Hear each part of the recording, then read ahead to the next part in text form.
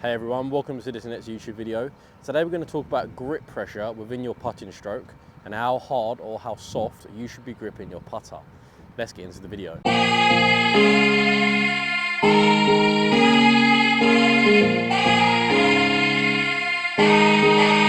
So when talking about grip pressure, we're talking about how soft or how hard we're gripping the putter.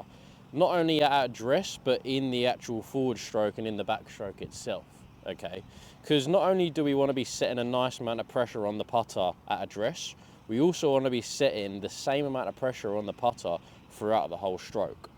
As if we're decreasing or adding pressure on the grip throughout the stroke, then that could add pockets of acceleration and deceleration.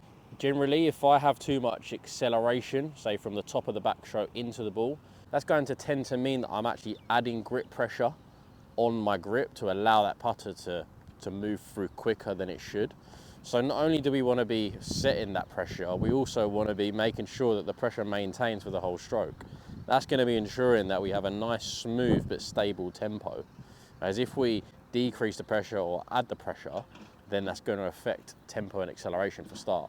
In terms of setting the grip pressure at address, that's probably the most important, because we don't want to be too loose and we don't want to be too tight.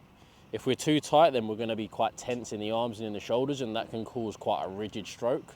And if we're too loose, then that's probably going to mean that we're using too many wrists and everything's just a little bit lax. So what I'd like to use is just a rating out of 10. Say if 1 is like barely holding it and being very, very, very lax with it and very soft, and say if 10 is very, very tense and rigid, we want to be around about 5.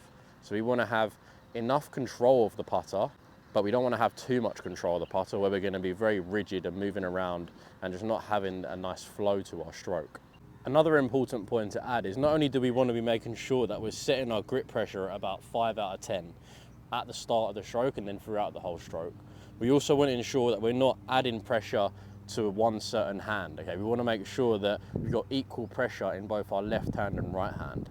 Generally, when there's negative tempo characteristics or just negative effects in the stroke, that can be because one hand takes over.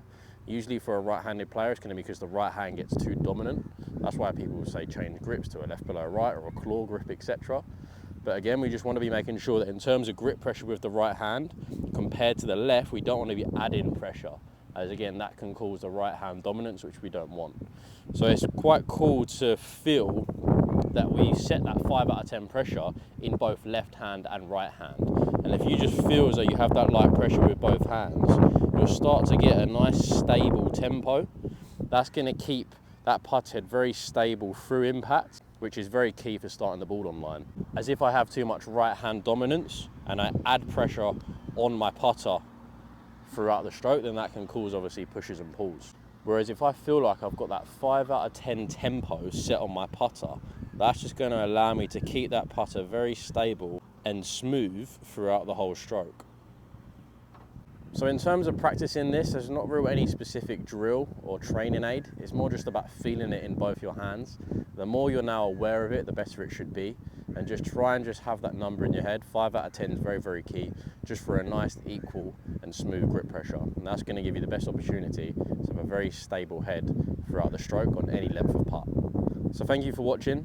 If you have any suggestions of any other putting videos you'd like me to cover, or any topics within the putting game that you'd like me to touch on, drop a comment in the comment section below, like and subscribe, and I'll see you in the next video.